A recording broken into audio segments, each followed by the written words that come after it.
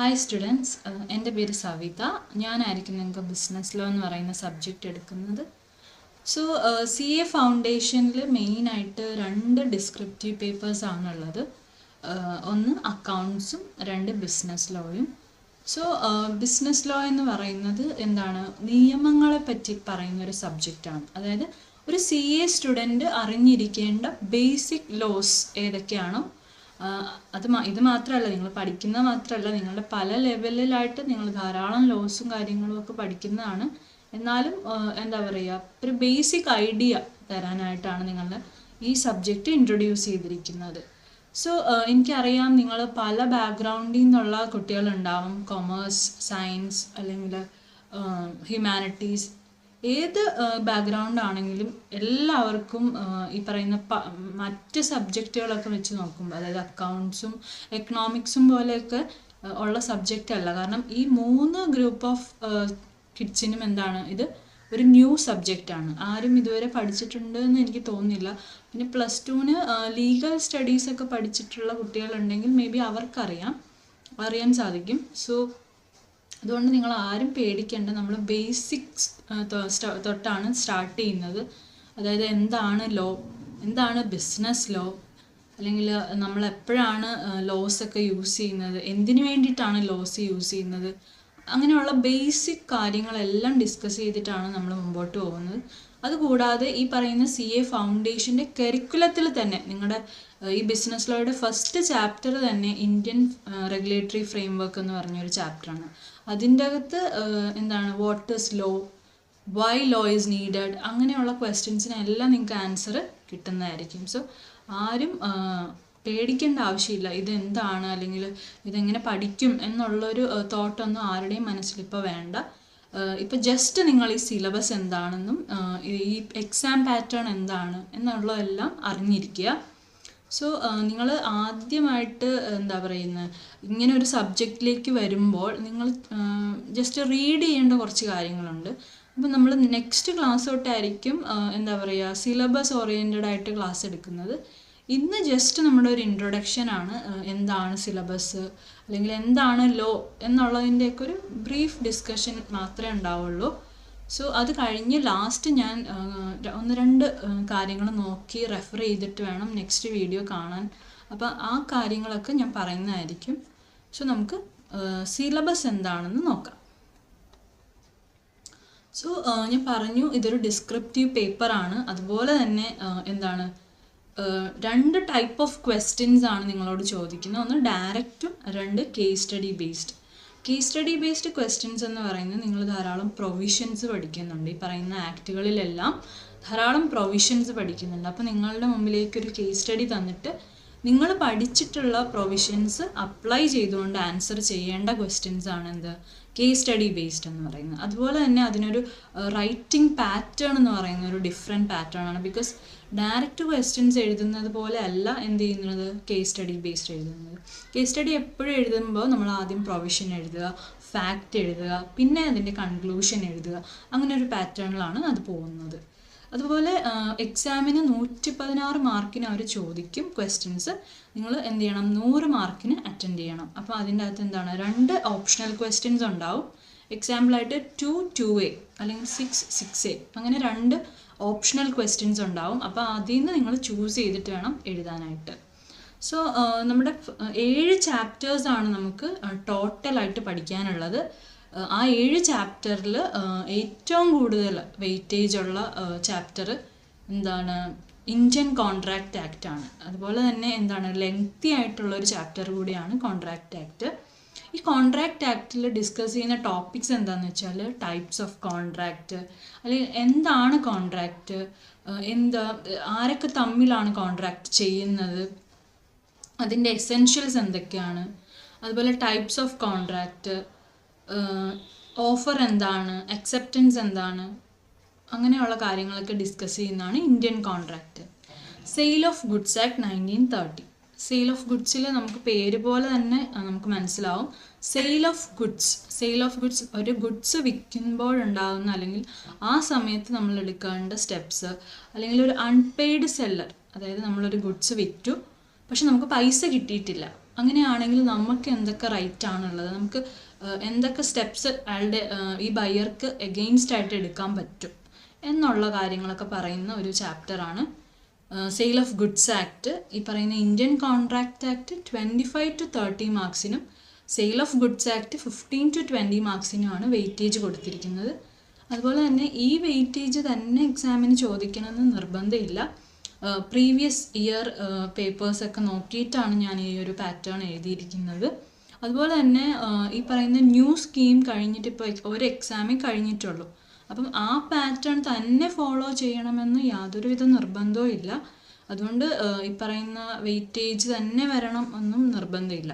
ഞാൻ പറയുന്നത് ഇത് ഇമ്പോർട്ടൻസ് വെച്ചിട്ട് നിങ്ങൾ പഠിക്കുക. ഇപ്പോൾ ഇന്ത്യൻ കോൺട്രാക്ട് ആക്ട് കുറച്ചുകൂടി ഇമ്പോർട്ടൻ്റ് ആണ്, അതിനേക്കാൾ കുറച്ച് കുറവ് ഇമ്പോർട്ടൻ്റ് സെയിൽ ഓഫ്, അങ്ങനെ ആ ഒരു ഇമ്പോർട്ടൻസ് ലെവൽ മാത്രം ഇതിൽ നിന്ന് എടുത്താൽ മതി. So next Indian partnership act 1932. നിങ്ങളിൽ കൊമേഴ്സ് സ്റ്റുഡൻസ് ഉണ്ടെങ്കിൽ നിങ്ങൾ കേട്ട് പരിചയമുള്ള ഒരു ആക്ട് ആയിരിക്കും ഇന്ത്യൻ പാർട്ട്ണർഷിപ്പ് ആക്ട് എന്ന് പറയുന്നത്. ബിക്കോസ് നിങ്ങൾ അക്കൗണ്ട്സിലൊക്കെ പഠിച്ചിട്ടുള്ള ഒരു പാർട്ടാണ് ഇന്ത്യൻ പാർട്ട്ണർഷിപ്പ് ആക്ട് എന്ന് പറയുന്നത്. അതിൻ്റെ അകത്ത് ഡിഫറെൻറ്റ് ടൈപ്പ് ഓഫ് പാർട്ട്നേഴ്സ് ഉണ്ട്, അവരുടെ ലയബിലിറ്റീനെ പറ്റി പറയുന്നുണ്ട്, അതുപോലെ അവർ തമ്മിലുള്ള എഗ്രിമെൻ്റ് എങ്ങനെയാണ് അതിനെപ്പറ്റിയൊക്കെ പറയുന്നൊരു ചാപ്റ്ററാണ് ഇന്ത്യൻ പാർട്ട്ണർഷിപ്പ് ആക്ട് 1932. അപ്പോൾ അതിൻ്റെ അകത്ത് 15 to 20 മാർക്സിൻ്റെ വെയിറ്റേജ് ആണ് കൊടുത്തിരിക്കുന്നത്. നെക്സ്റ്റ് കമ്പനീസ് ആക്ട് 2013, അതിനും ഈ പറയുന്ന പോലെ 15 to 20 മാർക്സ് ആണ്. സോ നിങ്ങളുടെ ഈ CA കരിക്കുലത്തിൽ തന്നെ 3 ലെവലിലും, അതായത് CA ഫൗണ്ടേഷൻ, CA ഇൻ്റർ, CA ഫൈനൽ, അങ്ങനെ 3 ലെവലിലും നിങ്ങൾക്ക് പഠിക്കാനുള്ളൊരു ആക്റ്റാണ് കമ്പനീസ് ആക്ട് എന്ന് പറയുന്നത്. അപ്പോൾ CA സ്റ്റുഡൻസിനെ സംബന്ധിച്ച് നിങ്ങൾ കമ്പനീസിലായിരിക്കും മേ ബി വർക്ക് ചെയ്യുക.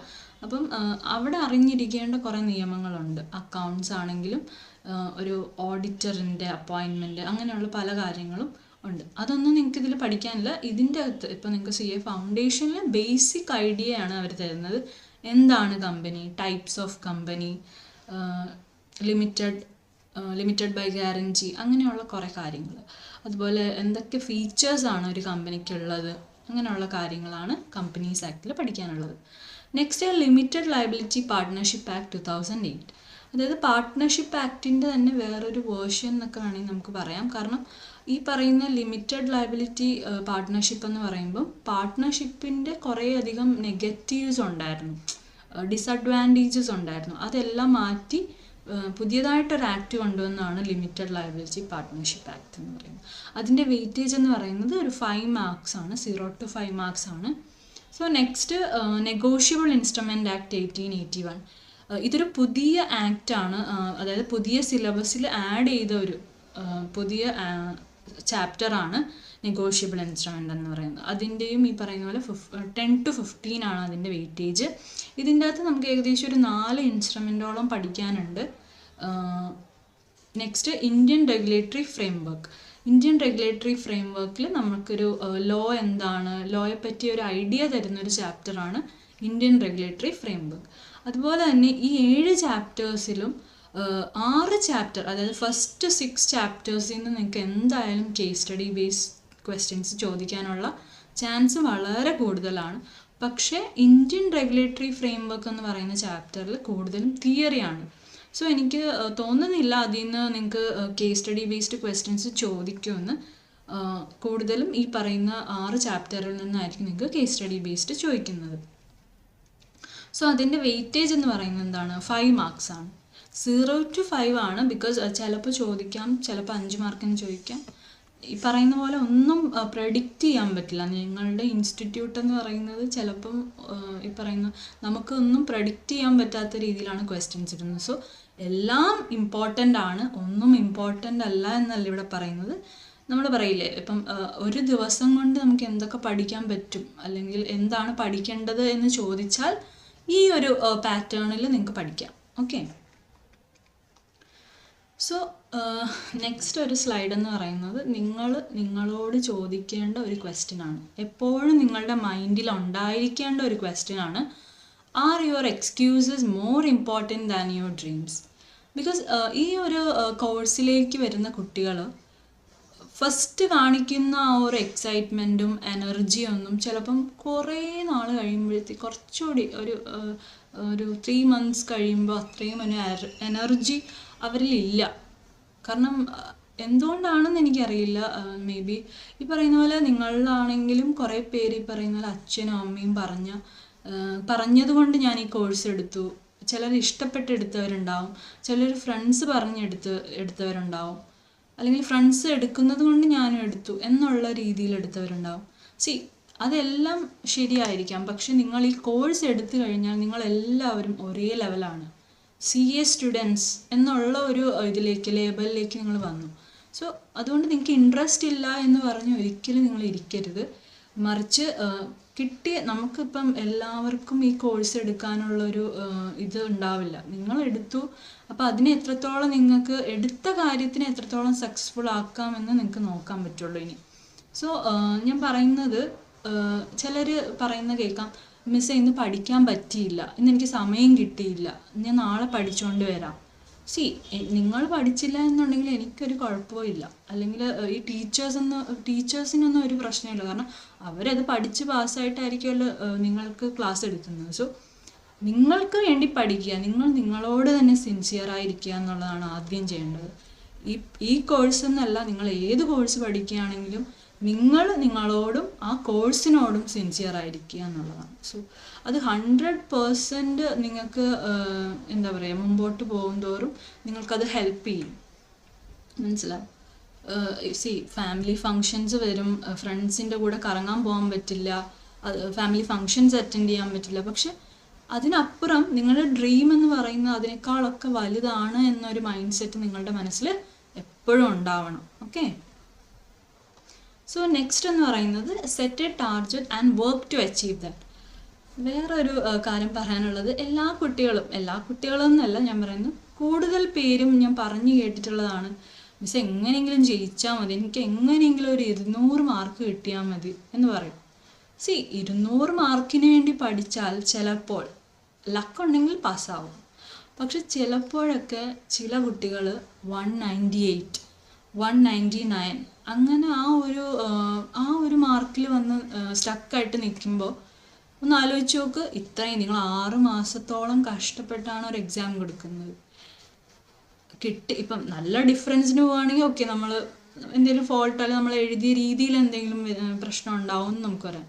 പക്ഷെ ഈ 1 മാർക്കിന് 2 മാർക്കിനൊക്കെ പോകുമ്പോഴുള്ള അവസ്ഥ, അതിലൂടെ പോയിട്ടുള്ളവർക്ക് ഞാൻ പറയുന്നത് റിലേറ്റ് ചെയ്യാൻ പറ്റുമായിരിക്കും. സോ അങ്ങനെയൊന്നും വരാതിരിക്കാനാണ് ഞാൻ പറയുന്നത്, എപ്പോഴും നമ്മൾ പ്ലാൻ ചെയ്യുക. ഇങ്ങനെയുള്ള കോഴ്സുകളുടെ ഒരു ഇതെന്ന് പറയുന്നത്, നമ്മളൊരു പ്ലാൻ ഉണ്ടാക്കണം എങ്ങനെ പോകണം എന്നുള്ളത്. എന്നാൽ മാത്രമേ നമുക്ക് നമ്മുടെ ആ ഒരു പരീക്ഷകൾ പാസ്സാവാനായിട്ട് എത്ര അറ്റംപ്റ്റും എടുക്കാം. നിങ്ങൾക്ക് ഇൻസ്റ്റിറ്റ്യൂട്ട് എത്ര അറ്റംപ്റ്റ് വേണമെങ്കിലും തരുന്നുണ്ട്. പക്ഷെ അങ്ങനെയല്ലല്ലോ, ഫസ്റ്റ് അറ്റംപ്റ്റിൽ ക്ലിയർ ചെയ്യുക എന്നുള്ളതായിരിക്കണം നമ്മുടെ ടാർഗറ്റ്. അതുപോലെ നല്ല മാർക്സോടുകൂടി ക്ലിയർ ചെയ്യുക എന്നുള്ളതായിരിക്കണം. സോ ഞാൻ പറയുന്ന ഒരു 250, 300 ആ ഒരു റേഞ്ചിൽ സ്കോർ ചെയ്യാനുള്ള പ്രിപ്പറേഷൻ ലെവൽ നിങ്ങൾക്ക് ഉണ്ടായിരിക്കണം.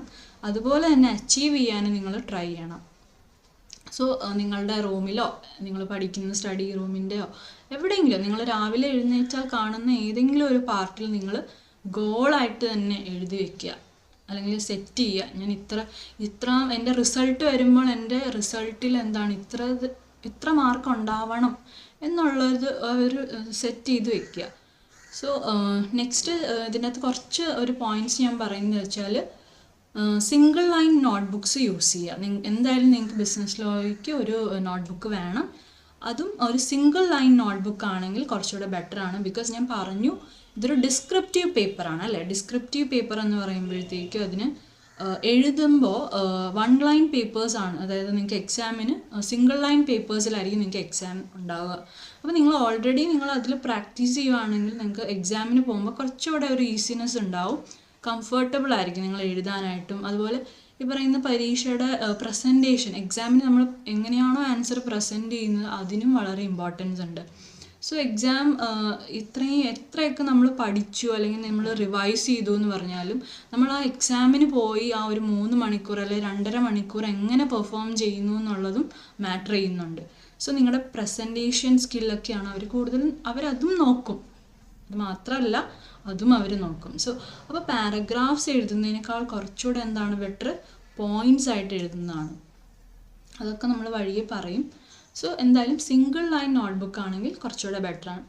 നെക്സ്റ്റ് ബ്ലാക്ക് ബോൾ പെൻ തന്നെ യൂസ് ചെയ്യാൻ ശ്രമിക്കുക. അതും ഈ പറഞ്ഞ പോലെ എക്സാമിന് നിങ്ങൾ യൂസ് ചെയ്യേണ്ടത് എന്താണ്, ബ്ലാക്ക് ബോൾ പെൻസ് ആണ്. അപ്പം ഈ പറയുന്ന പോലെ പ്രാക്ടീസ് ചെയ്യുമ്പോൾ അത് യൂസ് ചെയ്യുമ്പോൾ നിങ്ങൾക്ക് എക്സാമിന് കുറച്ച് ഈസിനെസ് ഉണ്ടാവും. പിന്നെ തേർഡ് എന്ന് പറയുന്നത് ഹൈലൈറ്ററാണ്. ഹൈലൈറ്ററിൻ്റെ ഒരു ഉപയോഗം എന്ന് പറഞ്ഞാൽ നിങ്ങൾക്ക് എല്ലാവർക്കും അറിയാം എന്താണ്, ഹൈലൈറ്റ് ചെയ്യാനാണ്. അപ്പം ഈ പറയുന്ന CA ഇൻ്റർ അല്ലെങ്കിൽ CA ഫൈനൽ എന്ന് പറയുന്ന കോഴ്സസിനൊക്കെ നിങ്ങൾ എന്താണ് പുറത്തുനിന്ന് ബുക്സ് റെഫർ ചെയ്ത് പഠിക്കാം, അല്ലെങ്കിൽ അതിൻ്റെ ആവശ്യം വരും. പക്ഷേ CA ഫൗണ്ടേഷൻ എന്ന് പറയുമ്പോഴത്തേക്ക് ആ ഒരു ലെവലിൻ്റെ എന്ന് പറഞ്ഞാൽ നിങ്ങൾക്ക് ആ മൊഡ്യൂളിൽ തന്നെയാണ് എല്ലാം കൊടുത്തിരിക്കുന്നത്. നിങ്ങളുടെ എക്സാമിന് ചോദിക്കുന്നത് പോലും എന്താണ് മൊഡ്യൂളിൽ നിന്നായിരിക്കാം. ഇപ്പോൾ ചിലപ്പോൾ നിങ്ങൾക്ക് ലക്കൊക്കെ ഉണ്ടെങ്കിൽ ചിലപ്പോൾ സെയിം ക്വസ്റ്റ്യൻസ് തന്നെ നിങ്ങൾക്ക് എന്ത് ചെയ്യാൻ പറ്റും, എക്സാമിന് കാണാൻ പറ്റും.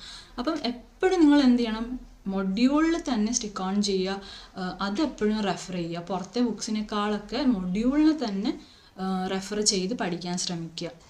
സോ നെക്സ്റ്റ് എന്ന് പറയുന്നത് അതുപോലെ ഹൈലൈറ്ററിൻ്റെ ഉപയോഗം ഞാൻ പറഞ്ഞത്, ടെക്സ്റ്റ് ഞാൻ പറഞ്ഞല്ലോ ആ ഒരു മൊഡ്യൂൾ തന്നെ റെഫർ ചെയ്യുക. അതുപോലെ അതിൽ ഇമ്പോർട്ടൻറ്റ് പോയിൻറ്റ്സ് ഒക്കെ മാർക്ക് ചെയ്യുക. അപ്പോൾ അത് ഹൈലൈറ്റർ യൂസ് ചെയ്ത് മാർക്ക് ചെയ്യുക. കാരണം ഞാനിപ്പോൾ പറയുന്നതാണെങ്കിലും ഞാൻ ഇപ്പോഴത്തെ ഒരു ഇതിലേക്ക് വേണ്ടിയല്ല, ഞാൻ എക്സാം വരെയുള്ള കാര്യങ്ങളാണ് ഞാനിവിടെ ഡിസ്കസ് ചെയ്യുന്നത്. സോ നിങ്ങൾ 2 ദിവസം മുമ്പ് മറിച്ച് നോക്കുമ്പോൾ ഇതിൽ ഏതാണ് ഇമ്പോർട്ടൻ്റ്, ഏതാണ് അൺഇമ്പോർട്ടൻ്റ് അല്ലെങ്കിൽ ഇമ്പോർട്ടൻ്റ് അല്ലാത്തത് എന്ന് നിങ്ങൾക്ക് മനസ്സിലാവണമെങ്കിൽ ഇങ്ങനെ എന്തെങ്കിലും ഒരു ഹൈലൈറ്ററോ അല്ലെങ്കിൽ എന്തെങ്കിലും വെച്ച് നിങ്ങൾ മാർക്ക് ചെയ്തിരിക്കണം. അതുകൊണ്ടാണ്. അപ്പോൾ 2 ദിവസം മുമ്പ് നമുക്ക് അല്ലെങ്കിൽ ഒരു ദിവസം മുമ്പൊക്കെ ഈ പറയുന്ന മൊഡ്യൂൾ മൊത്തം കവർ ചെയ്യാന്ന് പറഞ്ഞാൽ ഭയങ്കര ഡിഫിക്കൾട്ടാണ് അല്ലേ. അപ്പം ഇങ്ങനെയുള്ള ഹൈലൈറ്ററും കാര്യങ്ങളൊക്കെ വെച്ച് മാർക്ക് ചെയ്ത് പോവുകയാണെങ്കിൽ നിങ്ങൾക്ക് ഈസി ആയിട്ട് എന്ത് ചെയ്യാൻ പറ്റും, സിലബസ് കംപ്ലീറ്റ് ചെയ്യാൻ പറ്റും.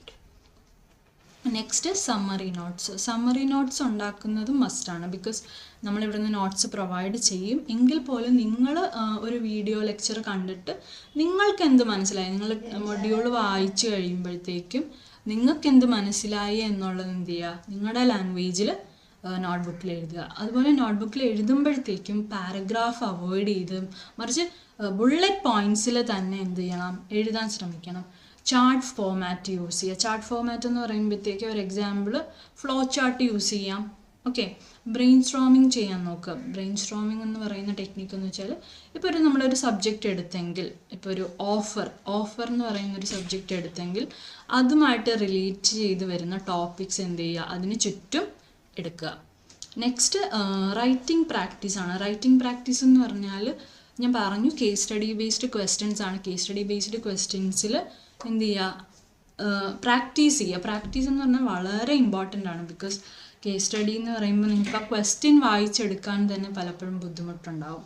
ഫസ്റ്റായിട്ട് ഒരു കുട്ടി ഒരു കേസ് സ്റ്റഡി കാണുമ്പോൾ ചിലപ്പം ഇത് എന്താണ് അല്ലെങ്കിൽ ഇതിൻ്റെ നമുക്ക് എങ്ങനെ ഐഡൻറ്റിഫൈ ചെയ്യാൻ പറ്റും പ്രൊവിഷൻ എന്ന് ഭയങ്കര ഡിഫിക്കൾട്ടാണ്. So if you are practising നിങ്ങൾക്കത് പെട്ടെന്ന് ക്ലിക്കാവും. ഇതെവിടെയോ ഒന്നും വേണ്ട, നിങ്ങൾ ആ പ്രാക്ടീസ് ചെയ്യുന്ന ക്വസ്റ്റ്യൻസിൽ നിന്ന് തന്നെ ചിലപ്പോൾ എന്ത് ചെയ്യും, ക്വസ്റ്റ്യൻസ് ചോദിക്കും. അപ്പോൾ നിങ്ങൾക്ക് ലക്ക് ഉണ്ടെങ്കിൽ അതിലും നിങ്ങൾക്ക് ഫുൾ ഇപ്പം 5 മാർക്കിൻ്റെ ക്വസ്റ്റ്യൻ ആണെങ്കിൽ 5 മാർക്കാണ്. ഓക്കെ, സോ റൈറ്റിംഗ് പ്രാക്ടീസും വളരെ ഒന്നും വേണ്ട, ഒരു ദിവസം ഒരു ഡയറക്റ്റ് ക്വസ്റ്റ്യനും ഒരു കേസ് സ്റ്റഡി ബേസ്ഡ് ക്വസ്റ്റ്യൻ ചെയ്യുക. റൈറ്റിംഗ് പ്രാക്ടീസ് ചെയ്യുമ്പോഴും ബുള്ളറ്റ് പോയിൻറ്റ്സിലും അത് പാരഗ്രാഫ് വേണ്ട സ്ഥലത്ത്, ഇപ്പോൾ ഡെഫിനിഷൻസ് ഒക്കെ എഴുതുമ്പോൾ എന്തായാലും പാരഗ്രാഫ് അല്ലെങ്കിൽ ആ ഒരു ലൈനായിട്ട് തന്നെ എഴുതുക. ഡെഫിനിഷൻ ചില ക്വസ്റ്റ്യൻ ഇപ്പോൾ ആപ്ലിക്കേഷൻ ലെവൽ ക്വസ്റ്റ്യൻസ് എന്നൊക്കെ പറയുന്നത് ചെറിയ ചെറിയ പാരഗ്രാഫ്സിൻ്റെ 3 പോയിൻറ്റ്സ് ആയിട്ട് എഴുതണം. ഞാനത് നമ്മുടെ ക്ലാസ്സിൽ നമ്മൾ ഡിസ്കസ് ചെയ്യും. ഓക്കെ,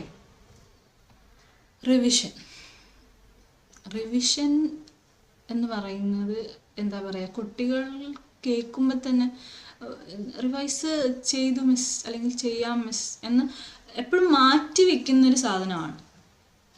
ഇപ്പം ഒരു ചാപ്റ്റർ പഠിച്ചു കഴിഞ്ഞാൽ അത് അന്ന് തന്നെ റിവൈസ് ചെയ്യുക എന്നുള്ളത് ഒരു ഡ്യൂട്ടി ആയിട്ട് തന്നെ നിങ്ങൾ എടുക്കണം. ബിക്കോസ് കുറേ കുട്ടികൾ ചെയ്യുന്നത് വെച്ചാൽ പെൻഡിങ് വയ്ക്കും. നാളെ ആവട്ടെ. പക്ഷേ ലാസ്റ്റ് ഡേ ആവുമ്പം നിങ്ങൾക്ക് കോൺസെപ്റ്റ് ഒന്നും ഓർമ്മയുണ്ടാവില്ല. ഈ പഠിപ്പിച്ചത് കോൺട്രാക്റ്റിലൊക്കെ ധാരാളം കൺഫ്യൂഷൻസ് വരാനുള്ള ചാൻസ് ഉണ്ട്. സോ നിങ്ങൾ ലാസ്റ്റ് പെൻഡിങ് വെക്കുകയാണെങ്കിൽ എന്ത് പറ്റും, നിങ്ങൾക്ക് ചിലപ്പം കൺഫ്യൂഷൻസ് വരും. ആ കോൺട്രാക്റ്റും ഈ കോൺട്രാക്റ്റും തമ്മിൽ എന്താണ് വ്യത്യാസം, അങ്ങനെ ഒരു ഓഫറും തമ്മിൽ എന്താണ് വ്യത്യാസം, അങ്ങനെയൊക്കെ കൺഫ്യൂഷൻസ് വരും. അപ്പം അന്നന്ന് പഠിപ്പിച്ച് അന്നന്ന് പഠിച്ചിട്ട് പോവുകയാണെങ്കിൽ അല്ലെങ്കിൽ റിവൈസ് ചെയ്ത് പോവുകയാണെങ്കിൽ കുറച്ചുകൂടെ ബെറ്ററാണ്. അതുപോലെ പെൻഡിങ് ഇടാതിരിക്കുക എല്ലാം. Last one mock test RTP MTP. അതൊക്കെ എന്താണ്, എക്സാമിന് തൊട്ട് മുമ്പ് അല്ലെങ്കിൽ 2 മാസം മുമ്പൊക്കെ വർക്കൗട്ട് ചെയ്യേണ്ടതാണ്. മോക്ക് ടെസ്റ്റ് ചെയ്യുമ്പോഴും നിങ്ങൾ എന്ത് ചെയ്യണം, ടൈമിംഗ് വെക്കണം. 3 മണിക്കൂറിനുള്ളിൽ ചെയ്യാൻ പറ്റുന്നുണ്ടോ എന്നുള്ളത്. അതുപോലെ ആ പേപ്പർ ആരെങ്കിലും കൊണ്ട് ചെക്ക് ചെയ്യാൻ പറ്റുമെങ്കിൽ അങ്ങനെ ചെയ്യുക, അല്ലെങ്കിൽ നിങ്ങൾക്ക് സ്വയം ചെക്ക് ചെയ്യാൻ പറ്റുമെങ്കിൽ അങ്ങനെ ചെയ്യുക. ബിക്കോസ് ആ സമയത്താണ് നിങ്ങൾ റിയലൈസ് ചെയ്യുന്നത് നിങ്ങളുടെ എന്തൊക്കെയാണ് നിങ്ങൾ കുറവായിട്ടുള്ളത്, അല്ലെങ്കിൽ നിങ്ങളുടെ കോൺസെപ്റ്റ് ക്ലിയർ ആണോ, നിങ്ങളുടെ പ്രസൻറ്റേഷൻ കറക്റ്റ് ആണോ എന്നുള്ളതെല്ലാം നിങ്ങൾ ചെക്ക് ചെയ്യുന്നത് അപ്പോഴായിരിക്കും. സോ എന്തായാലും അത് ആരെക്കൊണ്ടെങ്കിലും ചെക്ക് ചെയ്യിപ്പിക്കുക, അല്ലെങ്കിൽ നിങ്ങൾ ചെക്ക് ചെയ്യുക. ഇത്രയും കാര്യങ്ങളാണ് എനിക്കൊരു എക്സാം പോയിന്റ് ഓഫ് വ്യൂവിൽ നിങ്ങളോട് ഡിസ്കസ് ചെയ്യാൻ.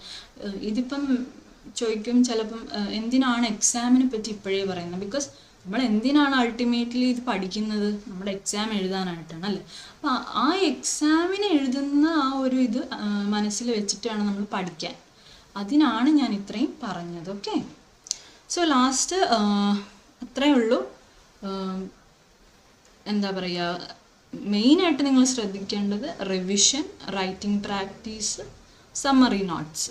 ഓക്കെ, മറ്റേ സിംഗിൾ ലൈനർ നോട്ട്ബുക്കൊക്കെ ഓപ്ഷണലാണ്, എടുത്താൽ നല്ല കാര്യം. Chapter 1 Indian regulatory framework. Indian regulatory framework എന്ന് പറഞ്ഞാൽ ഇന്ത്യൻ ലീഗൽ സിസ്റ്റം, എന്താ പറയുക, ഇന്ത്യയിൽ എങ്ങനെയൊക്കെയാണ് നിയമങ്ങൾ, അത് നിയമം പാലിച്ചില്ലെങ്കിൽ അതിനുള്ള ശിക്ഷ എന്താണ്, പെനാലിറ്റീസ് എന്താണെന്നുള്ള കാര്യങ്ങളൊക്കെയാണ് ഇതിൽ പറയുന്നത്. First, what is law, why is law needed, എന്താണ് ലോ, എന്തിനാണ് നിയമങ്ങൾ കൊണ്ടുവരുന്നത്, സോഴ്സസ് ഓഫ് ലോ, നമ്മൾ ഏതിൽ നിന്നൊക്കെയാണ് ലോ എടുത്തിട്ടുള്ളത്. എക്സാമ്പിൾ പറയുകയാണെങ്കിൽ പണ്ട് നമ്മളെ ഭരിച്ചിരുന്ന ആരാണ്, ബ്രിട്ടീഷുകാരാണ് അല്ലേ. അപ്പം ബ്രിട്ടീഷുകാർ കുറേ നിയമങ്ങൾ കൊണ്ടുവന്നിട്ടുണ്ടായിരുന്നു ഇവിടെ. അപ്പം നമുക്ക് സ്വാതന്ത്ര്യം കിട്ടിയതിന് ശേഷം അവരുടെ കുറേ നിയമങ്ങൾ നമ്മൾ ഇപ്പോഴും യൂസ് ചെയ്യുന്നുണ്ട്. അപ്പം അതും ഒരു സോഴ്സാണ്. Okay, next type of law. Type of law എന്ന് പറയുമ്പോഴത്തേക്കും ഏതൊക്കെ തരത്തിലുള്ള ലോസ് ഉണ്ട്. ഇപ്പം ഒരാളെ കൊന്ന ഒരു കേസാണെങ്കിൽ അതിൽ അപ്ലൈ ചെയ്യേണ്ട ഒരു ലോ ഉണ്ട്. പിന്നെ ഇപ്പോൾ സ്ഥലത്തിൽ എന്തെങ്കിലും തർക്കം വന്നു, നടക്കാൻ പറ്റുന്നില്ല, മറ്റേ ആളും എനിക്ക് വഴി തരുന്നില്ല, അങ്ങനെയാണെങ്കിൽ വേറെ ലോ ആണ് അപ്ലൈ ചെയ്യേണ്ടത്. ഡിഫറെൻറ്റ് ടൈപ്സ് ഓഫ് ലോ ഉണ്ട്. Okay, power to make law, ആർക്കാണ് നിയമങ്ങൾ ഉണ്ടാക്കാനുള്ള അധികാരം കൊടുത്തിരിക്കുന്നത്, അല്ലെങ്കിൽ എങ്ങനെയാണ് നിയമങ്ങൾ ഉണ്ടാവുന്നത് എന്നുള്ളതാണ്. Why CA students need to know law. നമ്മൾ പറഞ്ഞു CA സ്റ്റുഡൻസ് കൂടുതലും എന്താണ് അവരുടെ പെർഫോമൻസ് അല്ലെങ്കിൽ അവർ വർക്ക് ചെയ്യുന്ന ഏരിയ എന്താണ്, ഈ പറയുന്ന അക്കൗണ്ട്സ് അല്ലെങ്കിൽ ടാക്സ്, ഓഡിറ്റിംഗ് അങ്ങനെയുള്ള സ്ട്രീമിലാണ്, അല്ലെങ്കിൽ അങ്ങനെയുള്ള ഏരിയാസിലാണ്. അപ്പോൾ എന്തിനായിരിക്കും ലോ എന്ന് പറയുന്നൊരു സബ്ജക്റ്റ് നിങ്ങൾ പഠിക്കേണ്ടത്, അതിൻ്റെ ആവശ്യകത എന്താണ് എന്നുള്ളതാണ്. സോ ഞാൻ പറയട്ടെ, ടാക്സ് എന്ന് പറയുന്നതും എന്താണ്, ഒരു നിയമമാണ്. അക്കൗണ്ട്സും ഓഡിറ്റിങ്ങും അല്ല, ബട്ട് ടാക്സ് എന്ന് പറയുന്നത് എന്താണ്, ഒരു നിയമമാണ്. മേജർ റെഗുലേറ്ററി ബോഡീസ്, അതായത് നിയമങ്ങളെല്ലാം ഉണ്ടാക്കി പക്ഷെ അത് റെഗുലേറ്റ് ചെയ്യുന്നില്ലെങ്കിൽ, അല്ലെങ്കിൽ ആളുകൾ പാലിക്കുന്നുണ്ടോ, അല്ലെങ്കിൽ അതിലെന്തെങ്കിലും ചേഞ്ചസ് കൊണ്ടുവരണോ എന്നൊക്കെ നമ്മൾ എപ്പോഴും വാച്ച് ചെയ്തുകൊണ്ടിരിക്കണം, അല്ലെങ്കിൽ നോക്കിക്കൊണ്ടിരിക്കണം. അപ്പോൾ അതിനൊക്കെ വേണ്ടിയിട്ട് സർക്കാർ എന്ത് ചെയ്തിട്ടുണ്ട്, ഒരു ബോഡി ക്രിയേറ്റ് ചെയ്തിട്ടുണ്ട്, അല്ലെങ്കിൽ ഒരു അതോറിറ്റീനെ ക്രിയേറ്റ് ചെയ്തിട്ടുണ്ട്. ഒരു എക്സാമ്പിൾ പറയുകയാണെങ്കിൽ ഈ പറയുന്ന ബാങ്കിങ് റെഗുലേഷൻ, ബാങ്ക്സിനെയൊക്കെ റെഗുലേറ്റ് ചെയ്യുന്ന ഒരു അതോറിറ്റിയാണ് RBI, reserve bank of India. അതുപോലെ ടാക്സ് ലോസിന് അതിൽ വരുന്ന ചേഞ്ചസും കാര്യങ്ങളും കൊണ്ടുവരുന്ന ഒരു അതോറിറ്റിയാണ് എന്താ, ടാക്സ് ഡിപ്പാർട്ട്മെൻറ്റ്. പിന്നെ അതുപോലെ ഒരുപാട് അതോറിറ്റീസ് ഉണ്ട്, IBBI, ഫെമ, അങ്ങനെ പല റെഗുലേറ്ററി ബോഡീസിനെ പറ്റി നമുക്ക് പഠിക്കാനുണ്ട്. Last, structure of judicial system. എന്താണ് സ്ട്രക്ചർ ഓഫ് ജുഡീഷ്യൽ സിസ്റ്റം? അതായത് നമ്മൾക്കറിയാം കോടതികൾ, പല പല ടൈപ്പ് ഓഫ് കോടതികൾ നിങ്ങൾ കേട്ടിട്ടുണ്ട്. ഹൈക്കോർട്ട്, സുപ്രീം കോർട്ട്, അതുപോലെ ഈ പറയുന്ന ഡിസ്ട്രിക്ട് കോർട്ട്. അങ്ങനെ 3 ലെവലിലാണ് മെയിനായിട്ട് ഈ പറയുന്ന കോടതികൾ, ജുഡീഷ്യൽ സിസ്റ്റം ഉള്ളത്.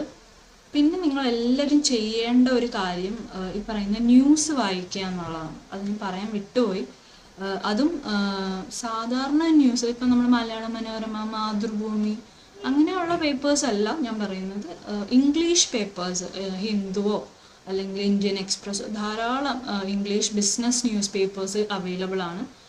നിങ്ങൾക്ക് ഓൺലൈനിലും അവൈലബിൾ. ഞാൻ പറയുന്നത് കാശ് കൊടുത്ത് വാങ്ങിക്കണമെന്ന് ആരോടും ഞാൻ നിർബന്ധിക്കുന്നില്ല. പക്ഷെ ഓൺലൈനായിട്ട് ഇഷ്ടം പോലെ പേപ്പേഴ്സ് കിട്ടുന്നുണ്ട്. അപ്പം അതൊക്കെ വായിക്കാൻ ശ്രമിക്കുക. കാരണം ഈ സബ്ജക്റ്റിനെ പറ്റിയൊക്കെ ഒരു ഐഡിയ നിങ്ങൾക്ക് അതിൽ നിന്നും കിട്ടും. കാരണം കുറേ കേസസ്, ഇപ്പോൾ സുപ്രീം കോർട്ട് വിധി പറഞ്ഞു എന്നൊക്കെ പറഞ്ഞ് നമ്മൾ ഇടയ്ക്ക് കാണാറുണ്ടല്ലേ.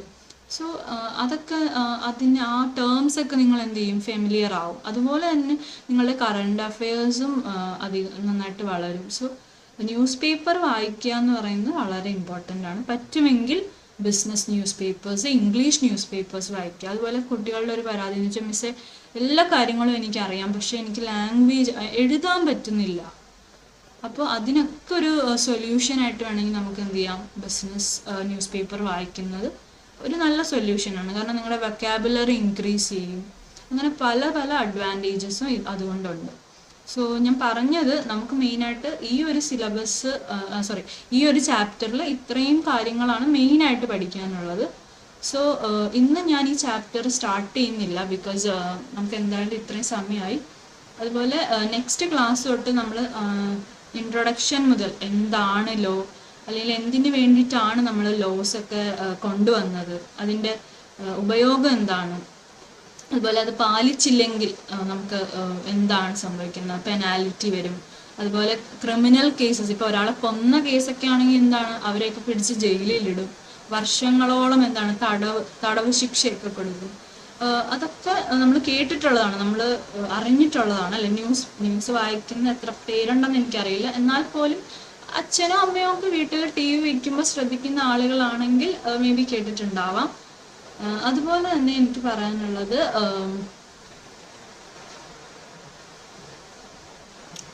ഈ ഒരു ചാപ്റ്റേഴ്സിൻ്റെ ഓവർവ്യൂ കൊടുത്തിട്ടുണ്ടാവും മൊഡ്യൂളിൽ.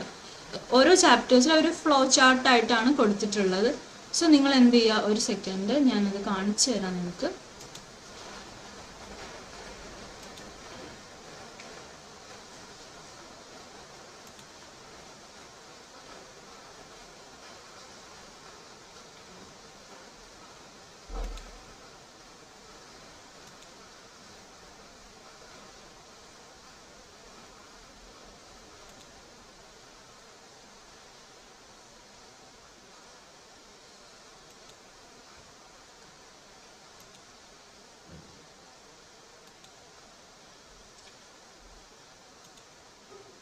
ഓക്കെ, ഞാനിത് എടുത്ത് വെച്ചതൊന്നും കാണുന്നില്ല. ഓക്കെ, ഒന്നുമില്ല, ICIയുടെ സൈറ്റിൽ പോവുക, മൊഡ്യൂൾസ് അവിടെ അവൈലബിൾ ആണ്. അതിൽ നിന്ന് നിങ്ങളുടെ കയ്യിൽ മൊഡ്യൂൾസ് ഉണ്ടാവുമല്ലോ അല്ലേ. അപ്പോൾ ഫസ്റ്റ് ചാപ്റ്ററിൽ ഒരു ഫ്ലോ ചാർട്ട് പോലെ ഉണ്ടാവും. അതുപോലെ എല്ലാ ചാപ്റ്റേഴ്സിലും അവർ കൊടുത്തിട്ടുണ്ട് എന്താണ് ഇതിൽ പഠിക്കാനുള്ളത് എന്ന്. അപ്പോൾ അതെല്ലാവരും ഒന്ന് ജസ്റ്റ് വായിച്ചിട്ട് വരിക. പിന്നെ ഫസ്റ്റ് ചാപ്റ്ററിൻ്റെ ഇൻട്രൊഡക്ഷൻ പാർട്ട് അതും കൂടി ഒന്ന് നോക്കിയിട്ട് വരിക. കാരണം അത് വായിച്ചിട്ട് വരികയാണെങ്കിലുള്ള പ്രയോജനം എന്താണെന്ന് പറഞ്ഞാൽ, ഞാൻ ക്ലാസ്സിൽ എടുക്കുമ്പോൾ എന്താണ് കുറച്ചുകൂടെ ഒരു പെട്ടെന്ന് നിങ്ങൾക്ക് മനസ്സിലാവും. ഇപ്പോൾ വേർഡ്സൊക്കെ ആണെങ്കിൽ നിങ്ങൾ വായിച്ചിട്ടുള്ള വേർഡ്സായിട്ട് നിങ്ങൾക്ക് തോന്നും. സോ അതുകൊണ്ടാണ് ഞാൻ പറഞ്ഞത് അതൊന്ന് ഇൻട്രൊഡക്ഷൻ പാർട്ടും ഈ പറഞ്ഞ കാര്യങ്ങളും നോക്കാൻ പറ്റുമെങ്കിൽ നോക്കിയിട്ട് വരിക. സോ ഐ ഹോപ്പ് നിങ്ങൾക്ക് കുറേ കാര്യങ്ങളൊക്കെ മനസ്സിലായി എന്ന് വിചാരിക്കുന്നു. സോ നെക്സ്റ്റ് ക്ലാസ്സിൽ നമ്മൾ പുതിയ ചാപ്റ്റർ സ്റ്റാർട്ട് ചെയ്യുന്നതായിരിക്കും. അപ്പോൾ എല്ലാവരും എന്താ പറയുക, ഒരു സിംഗിൾ ലൈൻ നോട്ട്ബുക്കും ബ്ലാക്ക് ബോൾ പെൻ യൂസ് ചെയ്യാൻ പറ്റുമെങ്കിൽ അത് യൂസ് ചെയ്യുക. So thank U.